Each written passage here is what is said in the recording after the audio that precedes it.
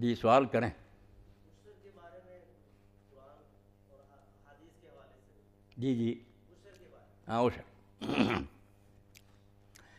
عشر بھی اصل میں زکوٰۃ کی ہے. زکوٰۃ جو ہے نا مال کی، اس میں مختلف شرح ہیں نا کہ کچھ مال ایسے ہیں ان میں 1/5 دینا ہوتا ہے، اس کو ہم خمس کہہ دیتے ہیں. خمس 1/5 کو کہتے ہیں کہ کان کسی کی زمین میں نکل آئے تو اس میں اس کو پھر یا خزانہ گڑا ہوا زمین سے قدرتی مل جائے 5واں حصہ، اور زمین سے جو پیداوار ہوتی ہے اس کی زکوٰۃ جو ہے وہ عشر ہے 1/10. اور اگر وہ نہری ہے یا اس کو اپنے کنویں سے ہم سینچتے ہیں تو اس کا بھی آدھا ہو جاتا ہے نصف عشر. 1/10 کا بھی آدھا 1/20. اور اگر سونا چاندی روپیہ پیسہ تجارتی مال تو ربع عشر، چوتھے حصے کا بھی 1/4، 1/10 کا 1/4.